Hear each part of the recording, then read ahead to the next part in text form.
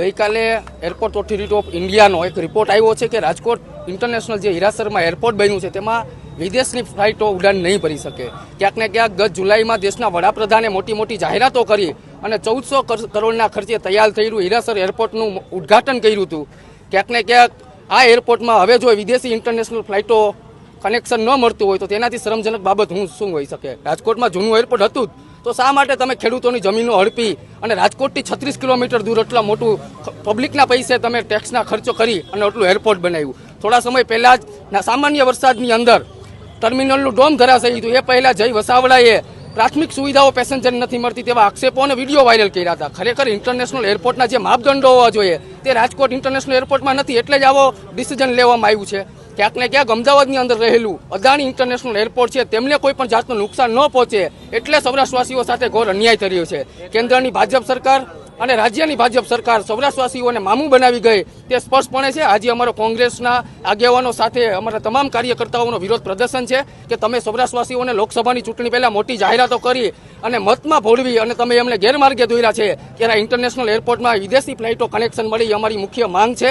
જ્યારે એરપોર્ટનું જગ્યાઓ નક્કી થવાની હતી ત્યારે ભાજપના નેતાઓએ મોટી મોટી કરોડોની જમીનો સસ્તામાં લઈ લીધી અને બાદમાં ઇન્ટરનેશનલ એરપોર્ટનું જે જમીન નક્કી થઈ છે અને ક્યાંક ને ક્યાંક ભાજપના નેતાઓની આ જૂના એરપોર્ટની જગ્યાઓ ખટખટાવવા માટે સમગ્ર કૌભાંડ છે। અમારી સ્પષ્ટપણે માંગ છે કે આ ઇન્ટરનેશનલ એરપોર્ટની અંદર વિદેશની ફ્લાઇટોનું કનેક્શન મળે, પેસેન્જરોને પ્રાથમિક સુવિધાઓથી માંડીને જે સુવિધાઓ આપવી પડે તે માપદંડો પૂરા કરવામાં આવે, અમારી મુખ્ય માંગ છે। આ 15 ઓગસ્ટના દિવસે જે રાજકોટ ઇન્ટરનેશનલ એરપોર્ટનું મુખ્ય ટર્મિનલ ફાઇનલ થઈ જવાનું હતું, પરંતુ એના જે મુખ્ય માપદંડો હોય, જે કસ્ટમ હોય, ઇમિગ્રેશન હોય, પેસેન્જરો અને એરલાઇન્સની જે ઓફિસો હોય તે એમાં સુવિધા પ્રોવાઈડ થઈ શકતી નથી। એટલે ક્યાંક ને ક્યાંક માત્ર મંડપો ઊભા કરી દીધા હોય એ રીતના કરોડો રૂપિયાનો ભ્રષ્ટાચાર કોન્ટ્રાક્ટરોને કરાવી અને ઘોર મોટો ભ્રષ્ટાચાર અને લોકોને મૂર્ખ બનાવ્યા છે, તેના વિરોધમાં આજે અમારો વિરોધ પ્રદર્શન। भारतीय जनता पार्टी इन्हें हमें स्पष्ट कहवा मांगिए छी, ताज पलटेंगे, तख्त पलटेंगे, भ्रष्टाचारियों का शासन पलटेंगे।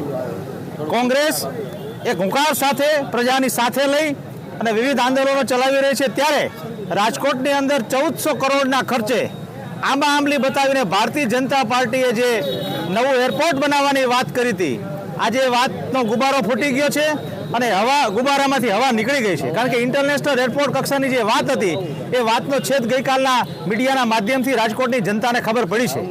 ત્યારે આ એક માત્ર મત લેવા માટેનું રાજકારણ કરવામાં આવ્યું હતું। રાજકોટની પ્રજા સાથે, સૌરાષ્ટ્રની પ્રજા સાથે ગદ્દારી કરવામાં આવી છે અને માત્ર હવાઈના સપનાઓ દેખાડી અને મત લીધા બાદ આજે ભારતીય જનતા પાર્ટીનું નેતૃત્વ કેન્દ્રનું હોય, રાજ્યનું હોય કે રાજકોટનું હોય એ નેતૃત્વ વામણું પુરવાર થયું છે। રાજકોટની પ્રજાની મજાક થઈ છે। ત્યારે રાજકોટનું જે એરપોર્ટ 1400 કરોડના ખર્ચે બન્યું છે, એરપોર્ટની અંદર મોટા પાયે બાંધકામમાં પણ ભ્રષ્ટાચાર થયો છે।